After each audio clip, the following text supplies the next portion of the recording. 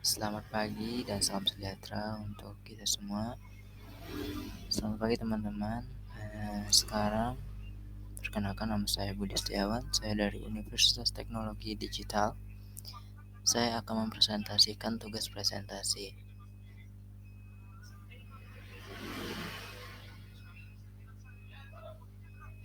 yaitu tentang tanggung jawab sosial perusahaan (CSR) dan kewirausahaan dan peranan bagi pengembangan usaha.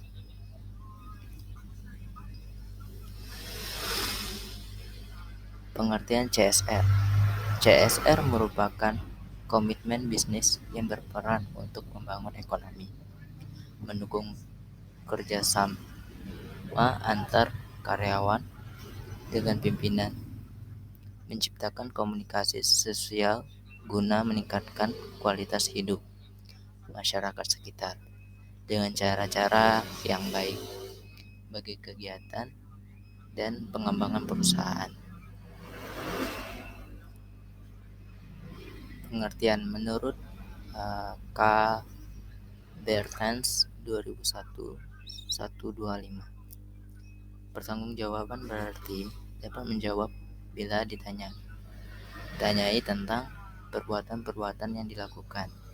Tanggung jawab berarti bahwa orang tidak boleh mengelak bila diminta penjelasan tentang perbuatannya. Jawaban tersebut diberikan kepada dirinya sendiri, kepada masyarakat, dan kepada Tuhan. Menurut website yaitu www.skripsi.com,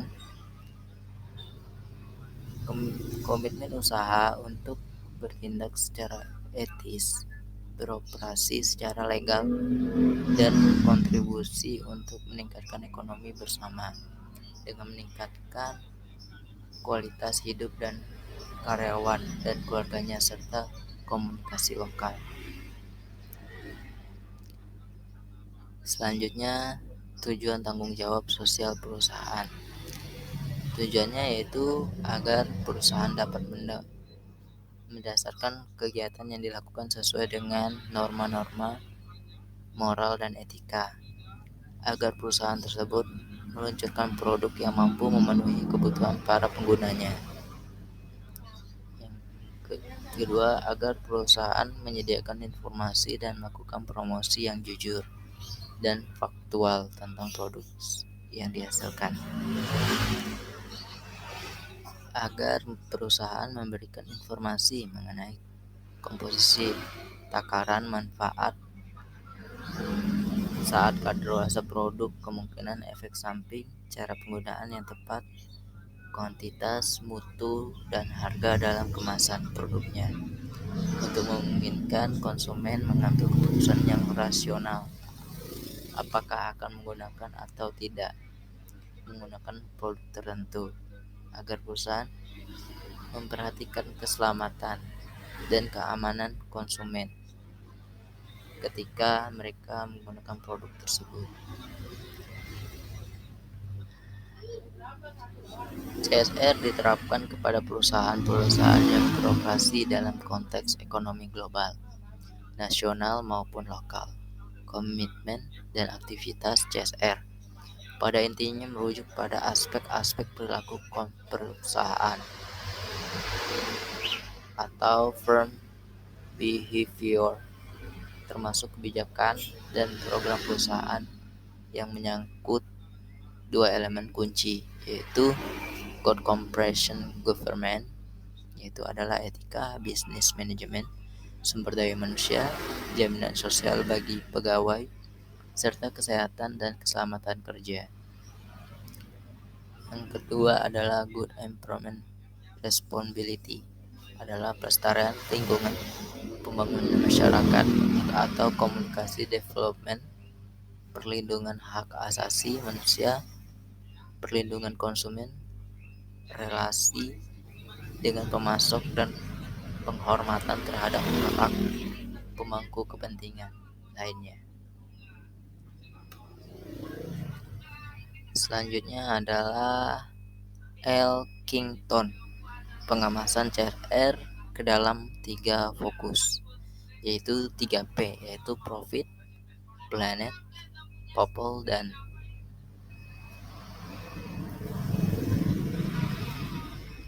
manfaat. CSR mengurangi resiko dan tuduhan terhadap perlakuan tidak pantas yang diterima perusahaan. Yang kedua, perlindungan dan membantu perusahaan meminimalisir dampak buruk yang diakibatkan suatu krisis. Keterlibatan dan kebanggaan karyawan. CSR yang dilaksanakan secara konsisten akan mampu memperbaiki dan mempererat hubungan antara perusahaan dengan para stakeholder-nya. Meningkat penjualan, insentif-insentif lainnya seperti insentif pajak dan berbagai perlakuan khusus lainnya.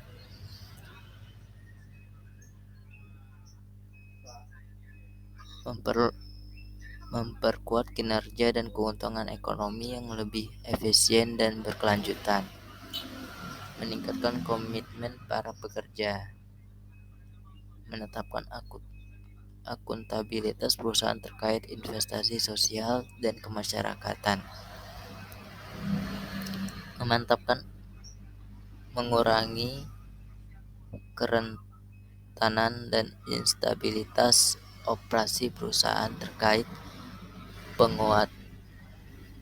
menguatnya hubungan dengan masyarakat, mempertegas reputasi dan citra perusahaan.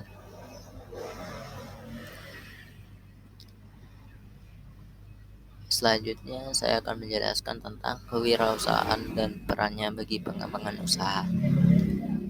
Kewirausahaan dan perannya bagi pengembangan usaha.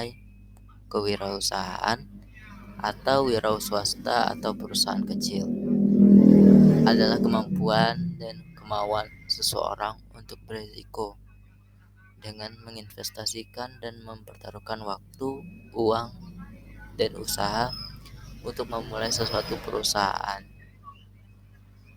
dan menjadikannya berhasil. Unsur-unsur penting yang dibutuhkan seseorang wirausaha untuk berhasil yaitu adalah unsur pengetahuan, tingkat penalaran yang dimiliki seseorang. Kedua adalah unsur keterampilan. Ketiga adalah unsur sikap mental, menggambarkan reaksi sikap dan mental seseorang ketika menghadap sesuatu situasi. Unsur kewaspadaan merupakan paduan antara unsur pengetahuan dan sikap mental dalam menghadapi keadaan di masa yang akan datang.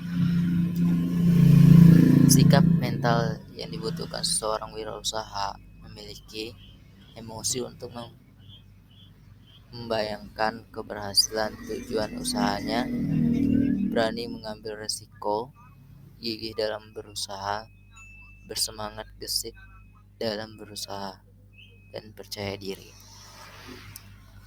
Selanjutnya, berusaha meningkatkan pengetahuannya, memiliki kemampuan untuk memimpin. Selanjutnya adalah inovator.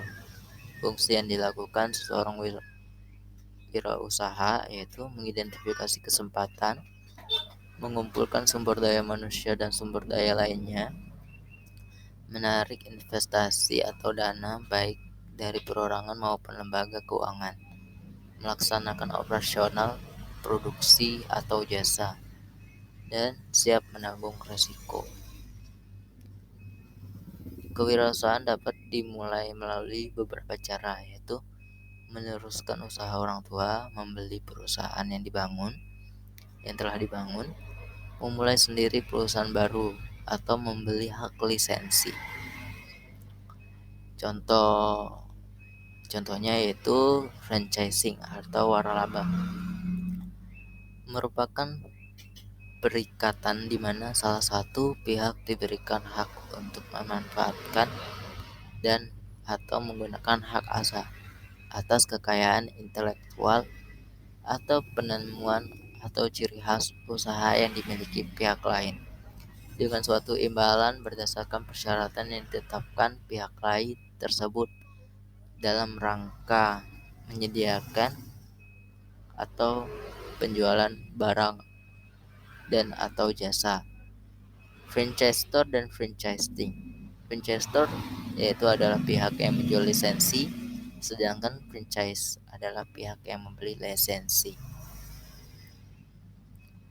Contoh-contoh franchising adalah toko swalayan Indomaret, toko swalayan Alfamart, kebab Turki, Baba Raffi, Roti Maryam, atau Multiplus. Keuntungan franchising yaitu satu, pengalaman dan faktor sukses. Kedua, brand dan reputasi. Ketiga, standarisasi mutu. Keempat, bantuan manajer dan teknik. Kelima, perlindungan wilayah.